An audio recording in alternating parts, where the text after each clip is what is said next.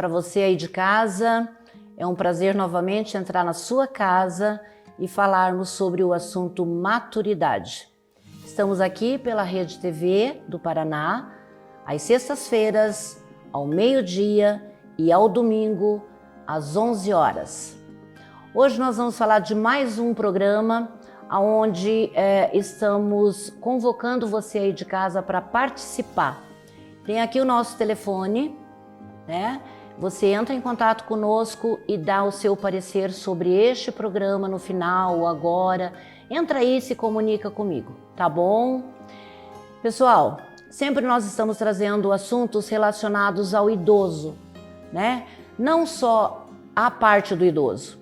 O que eu quero falar diretamente com você hoje é assim: o idoso é aquele que já chegou na maturidade, né? Já passou por alguns problemas, já temos muitas histórias para contar e no nosso dia a dia nós deixamos passar muitas coisas despercebidas.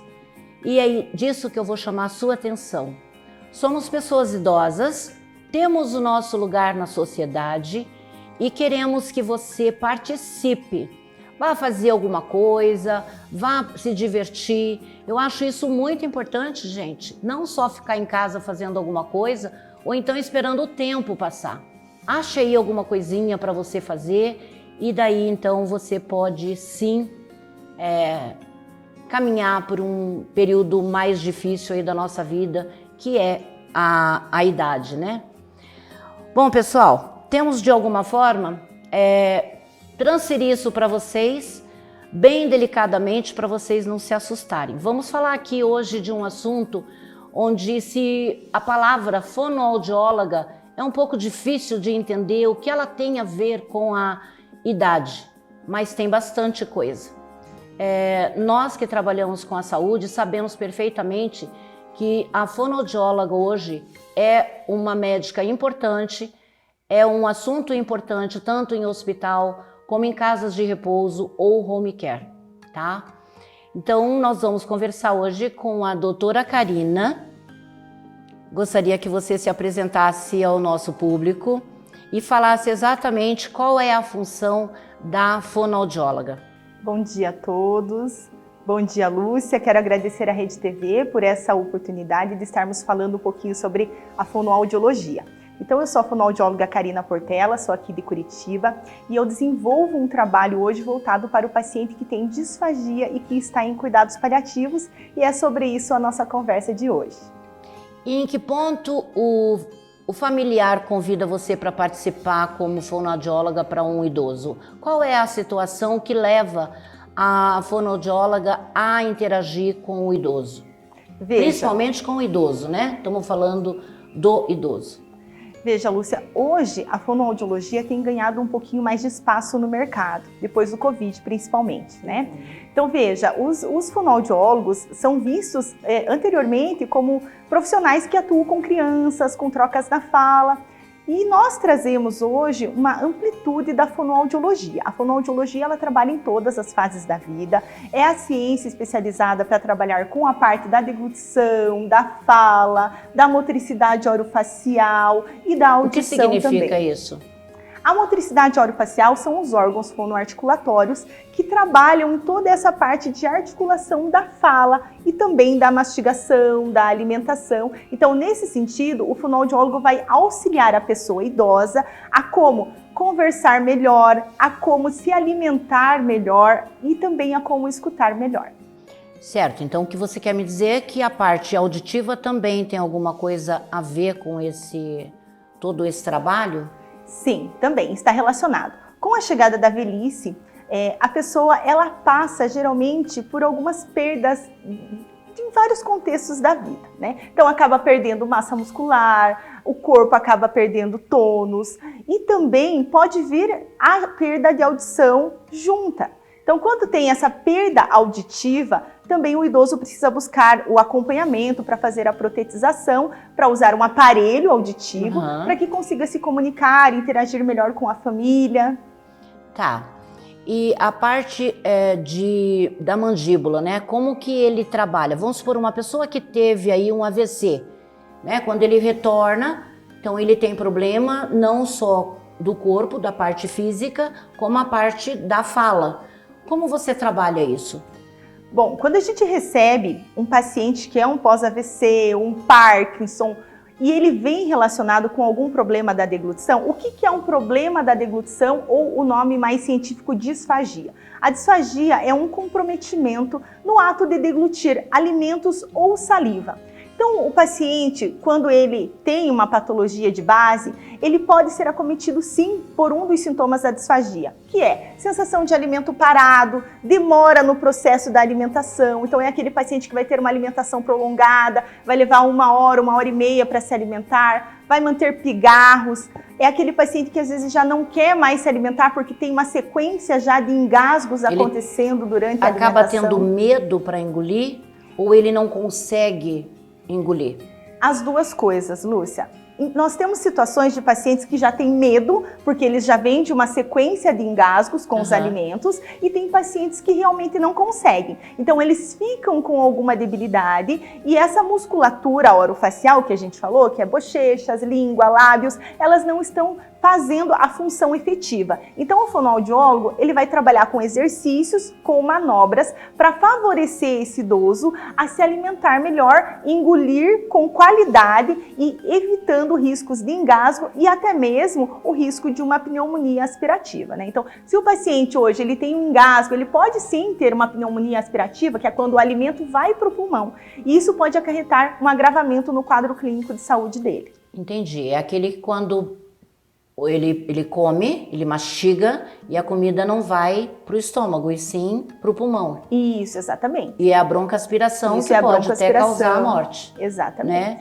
E se o familiar não consegue ver tudo isso, o idoso ele apresenta uma outra febre, ou ele começa a tossir. O que leva ou como o familiar percebe que é hora de levá-lo para o hospital? Veja, é importante o familiar, e tem alguns sinais que esse paciente vai demonstrar quando ele estiver com algum problema na área da deglutição. Então você vai observar que aquele idoso que está demorando para se alimentar, que fica com resíduo na cavidade oral, mesmo depois de engolir os alimentos, você vai pedir para ele abrir a boca e você vai perceber que tem resíduo de alimento dentro da cavidade oral. Isso já é um sintoma de disfagia. É aquele paciente que quando ele engole líquidos, sólidos, pastosos, ele também tem algum problema. Então ele fica com aquele pigarro.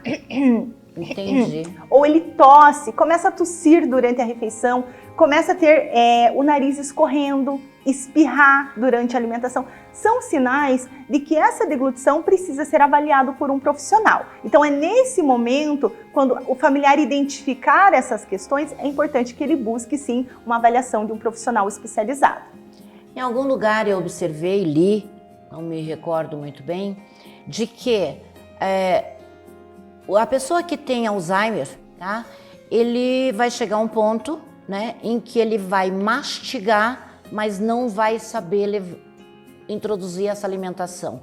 Ou vai parar na bochecha, ou vai ficar paradinho aqui na garganta. Também é um risco, e aonde você faz os exercícios e ele aprende, ou você já passa juntamente com o médico, toma uma outra atitude aí sobre a sonda gástrica e sonda naso.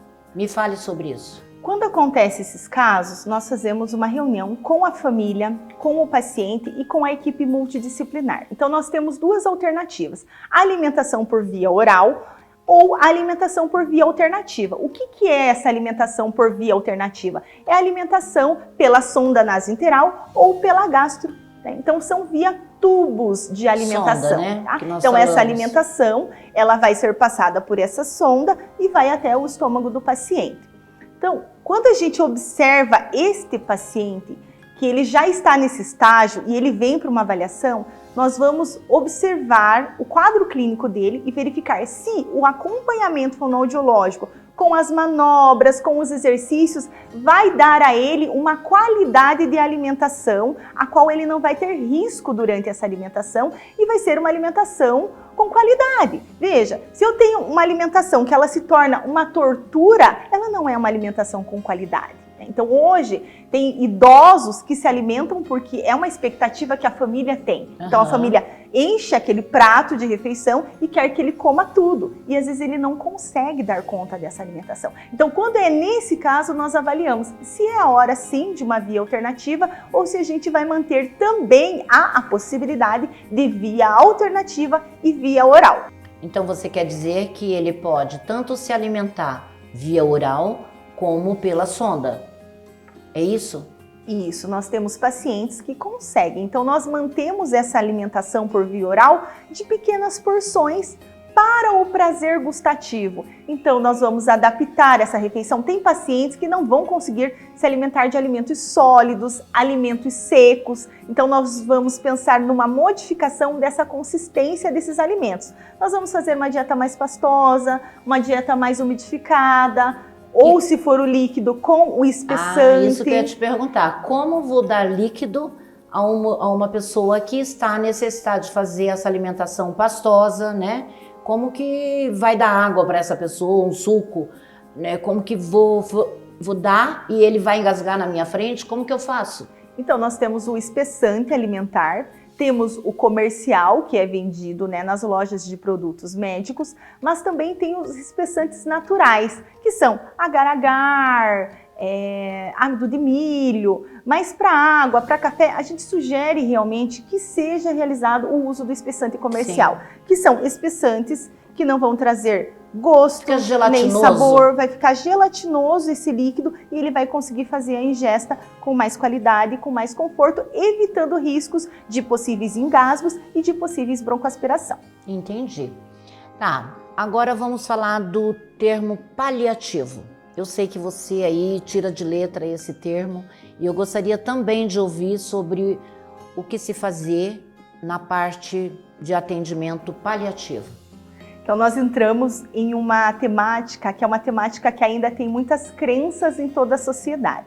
Quando a gente usa esse termo paliativo, está em cuidados paliativos, muitas das pessoas pensam que é quando não tem mais nada a fazer por esse paciente ou porque ele está em um processo ativo de morte, já está em finitude de vida. E muito pelo contrário. O paciente ele está em cuidados paliativos quando ele recebe um diagnóstico de qualquer doença que ameaça a continuidade da vida. Então, o que acontece hoje? Nós temos um encaminhamento para a equipe de cuidados paliativos tardio. Então, realmente, quando esse paciente ele chega na equipe de cuidados paliativos, ele já está num processo mais próximo da finitude. Tá? Mas os cuidados paliativos, eles devem anteceder a todo esse processo. Quando antes eles forem iniciados, maior conforto, maior qualidade, a gente vai levar a esse paciente. Dentro dos cuidados paliativos, nós vamos considerar o estado emocional, sim, o estado da família, nós vamos considerar as vontades desse paciente. Então, quando a gente pensa em uma dieta para pacientes com cuidados paliativos, nem sempre nós vamos pensar numa dieta por via tubo, mesmo que talvez a dieta por via oral gere um risco para ele. Então nós vamos pensar naquilo que é confortante para aquele paciente. E nós temos que respeitar esse indivíduo segundo as suas crenças. Por exemplo, eu ou você, nós temos aí as nossas crenças de toda a nossa vida. Eu sou uma pessoa que eu não gostaria de que no meu fim de vida eu fosse conectada a tubos de alimentação. Porque a gente sabe, e já tem vários estudos pela sociedade, pela geriatria de medicina, que não tem nada de dados que diga que vai ter um prolongamento de vida com qualidade, e sim um prolongamento do sofrimento. Então, quando a gente vai por esse olhar, a gente vai entendendo quem é esse paciente. Ele é um paciente que ele quer usar gastrostomia? Ele é um paciente que ele quer usar sonda nasointeral? A sonda nasointeral, ela é extremamente desconfortante, porque é um tubo que vai passar pelo nariz, vai passar lá atrás da faringe. Então, o movimento desse paciente também vai ficar abalado. Mas você não acha que a família, já que é ela que vai responder por esse indivíduo, a família vai querer que ele viva, né? Porque normalmente quando você fala que o paciente já chegou ao final, nós não temos mais muita coisa para fazer, aí você pensa assim, mas se eu não der comida para ele, ele vai morrer de fome. Não é essa a nossa dúvida? Então, essa nossa dúvida lá de casa também quer fazer essa pergunta para você. Eu não gostaria de ver um familiar meu morrendo de fome, sendo que existe a possibilidade de passar o tubo. Como é que vocês chegam ao entendimento com o familiar para que ele se sinta não bem com isso, mas uma calmaria, né? Ficar mais calmo, porque é uma decisão muito difícil, muito difícil. É uma decisão difícil, mas é uma decisão compartilhada. Então nós temos que acolher essa família, esse paciente e entender o que eles querem para aquele momento de cuidado daquele paciente, tá?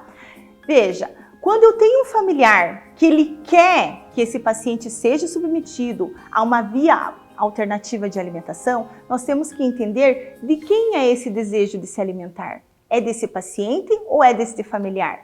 A maioria das vezes é do familiar. É do familiar. Então veja, quando o nosso corpo ele está indo para um processo de finitude, é como se ele não estivesse mais precisando de combustível para manter.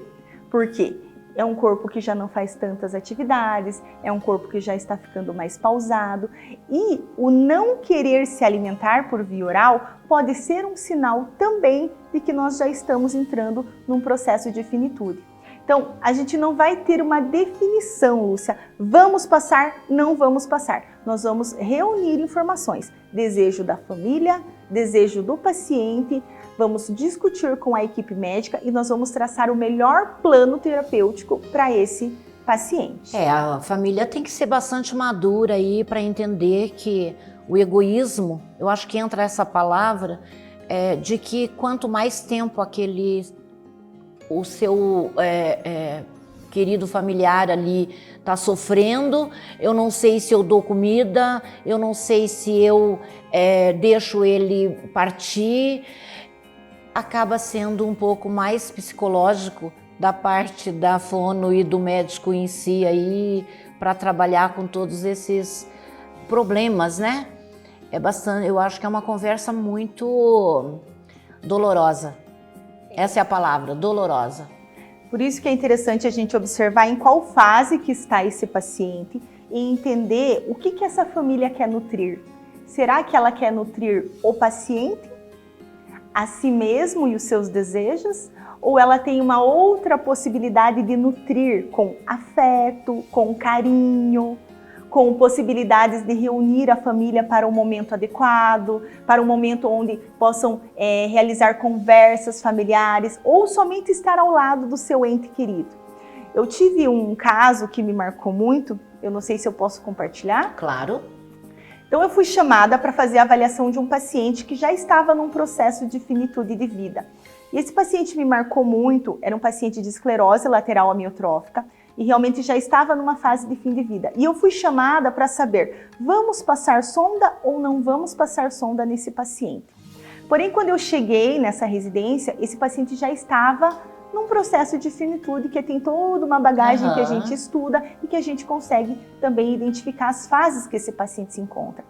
Essa família queria, por todo o entendimento deles, conectá-lo sim, talvez, a uma alimentação por via alternativa. Essa família estava preparada para fazer toda uma reforma nessa residência, era uma residência de 2 andares.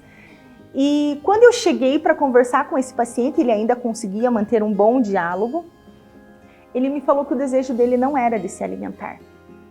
E ele sabia que ele já estava partindo, que ele queria comer... Ele sentia isso? Ele tinha esse sentimento. Ele queria comer em pouca quantidade aquilo que ele tinha desejo. E aí a gente vai pelo desejo dessa pessoa. Quando eu estava... Então eu fiz todo o processo de avaliação desse paciente, estava saindo, né, do domicílio para conversar com a esposa, ela me perguntou se o esposo dela estava morrendo. E eu perguntei para ela o que ela esperava, o que ela sentia e o que ela sabia do diagnóstico dele. Nesse mesmo momento, a esposa mencionou que sim, que ela sabia que ele estava num processo de finitude de vida. Então, às vezes, a gente precisa acolher esse familiar, deixar ele falar, porque ele já tem a resposta, ele já conhece o seu ente querido. E ali nós pudemos ter uma conversa muito aberta e muito acolhedora no sentido de expor o desejo desse paciente, em que ele não queria ser submetido a uma via alternativa de alimentação, que ele queria se alimentar de pequenas porções de coisas que ele gostava. Daquilo que ele queria, né? Essa família respeitou esse paciente, entendeu. Nós também entramos numa outra conversa, que daí eu falo, veja, às vezes o fonoaudiólogo é chamado para uma coisa, mas se você tem uma visão diferenciada, nós chegamos a conversar sobre essa reforma que a casa estava para passar. Então era um paciente que não ia dar tempo dele esperar esta reforma. Então nós traçamos estratégias com essa família para uma melhor comunicação, que é onde também é um trabalho do fonoaudiólogo. Nós reunimos toda a família teve um processo de conversa com ele, eles se reuniram, eles cantaram a música que eles gostavam, eles fizeram as preces para quem eles tinham, né, a sua crença. Isso foi numa quarta-feira. No sábado, eu recebi uma mensagem que ele tinha partido junto com os filhos, aproveitando aquele momento de qualidade de vida. Então, às vezes, a gente precisa ter uma escuta ativa para essa família, para esse paciente e nortear aquilo que é prioridade para o paciente naquele momento. Nossa, é uma história bonita, com tanta tristeza envolvida, mas que muitas pessoas passam por isso. Tanto em hospitais como na sua própria residência, nós sabemos que isso daí acontece em muitos lares, né? Em muitos lugares mesmo. E por falta de conhecimento do que fazer e de como fazer, eu acho que a família abraça tudo isso como parte de um amor, de um sentimento. Não vou deixar partir, eu vou fazer tudo o que eu posso para que ele tenha uma vida normal, e a gente sabe como da saúde que isso é bastante difícil, né? Muito difícil. É muito difícil. Para a família é muito difícil. Eu já tive na minha história de vida, meu pai e minha mãe, o qual eu tive que acompanhar, ambos eram pacientes de cuidados paliativos. Por isso que a família precisa desse aporte, né? E quando a gente pensa nesse cuidados, que são os cuidados paliativos, a família tem que estar incluída nesse cuidado, nesse tratamento, para que ela também seja escutada, para que ela seja ouvida, para que não tenha dúvida, porque às vezes um familiar quer uma sonda de alimentação, o outro não quer, o paciente quer ou não quer, e isso precisa chegar em um comum acordo. A gente precisa traçar um plano que todos eles estejam concordantes e que a gente respeite principalmente a decisão dessa pessoa que está doente. Nossa, por desconhecer todos esses assuntos, como é importante ter uma fonoaudióloga, né? A importância e o cuidado que você tem, né? O fonoaudiólogo, que existem milhares por aí, tem com os seus idosos, com as pessoas que necessitam desse tratamento. Essa realidade que nós vivemos hoje em dia, de pessoas que estão com muitos problemas de demência, né? Nós sabemos que a maioria aí dos lares já passou ou vai passar ou está passando. A fonoaudióloga é uma das principais ajudas que esse familiar deve ter em casa ou no hospital, né? Aliás, todos os hospitais agora, fonoaudióloga é um ponto quase que decisivo aí, né? Sim, a maioria dos hospitais já possuem o serviço de fonoaudiologia e a gente tem que pensar assim, quando eu penso em uma pessoa e eu tenho que pensar a nível de qualidade de vida para ela, o que ela deve ter envolvido dentro dessa qualidade de vida? Uma alimentação com conforto, que ela consiga se comunicar, que o familiar consiga entender esse paciente, porque às vezes esse paciente é acometido por alguma doença que acaba afetando essa parte da comunicação, a parte da apraxia da fala. Então, como que nós podemos organizar essa comunicação? AVC, um acidente, né? Exatamente. Então, nós trabalhamos com a parte dos exercícios para mediar esta comunicação e também com a adaptação da comunicação alternativa, que também é um recurso utilizado pelo fonoaudiólogo. Então, tem pacientes hoje que só conseguem se comunicar por pranchetas, né? Então, essas pranchetas nós colocamos figuras, nós colocamos às vezes palavras ou até mesmo as letras, e esse paciente vai conseguindo montar as frases. Então, é nesse sentido que a gente tem que pensar. Temos que dar a esse paciente uma boa comunicação e um bom entendimento para que ele também possa expressar, quando possível, né, as suas vontades e os seus desejos. Isso tudo também é muito difícil para você, né? Chegar ao ponto de falar com o familiar, expor qual realmente é a situação, como se deve cuidar, como se deve determinar, né, uma coisa que dói tanto. Gente, é tão importante o que nós estamos conversando hoje aqui, que você aí de casa deve estar pensando, meu Deus, eu quero mais, eu quero ouvir mais coisas, né? Então, esteja aqui conosco, gente. Nós temos programas maravilhosos aí já bem definido do que nós vamos fazer, do que nós vamos trazer, né? E Karina, aonde te encontrar? Bom, então eu atuo hoje dentro de um hospital aqui em Curitiba. Pode me procurar pelas redes sociais, @fonocarinaportela. Vamos deixar embaixo aqui para pessoal. Isso, depois aí estará lá. Podem me buscar por lá. Eu tenho uma equipe também de fonoaudiólogos que atende Curitiba e região metropolitana. E nós estamos aí à disposição para realizar um bom trabalho. E agradeço muito pelo convite, por falarmos um pouquinho, esclarecer essas dúvidas relacionadas ao trabalho do fonoaudiólogo. Eu já tenho um pouco desse conhecimento sobre isso, mas ouvindo você falar, te juro, eu embarguei a minha voz, eu me arrepiei de ouvir o que você falou, e isso é muito maravilhoso. Então, infelizmente, o nosso programa está terminando, o que é bom, parece que passa muito rápido. Então, está terminando, eu gostaria que você se despedisse do meu pessoal lá de casa. Pessoal, muito obrigado. Qualquer dúvida, estamos à disposição. Mandem as suas perguntas, caso tenham perguntas. E muito obrigado, Lúcia. Esse programa Maturidade é fantástico, com o intuito realmente de falar a verdade e levar informação para os familiares, para os idosos que estão nos assistindo. E muito obrigado à Rede TV também por proporcionar esse espaço com um diálogo tão importante para a nossa sociedade. Muito obrigada, Karina. E a vocês aí de casa, espero que tenham gostado. Esteja conosco na Rede TV Paraná, tá? Acesse também o YouTube e, se Deus quiser, até a próxima. Estaremos juntos novamente.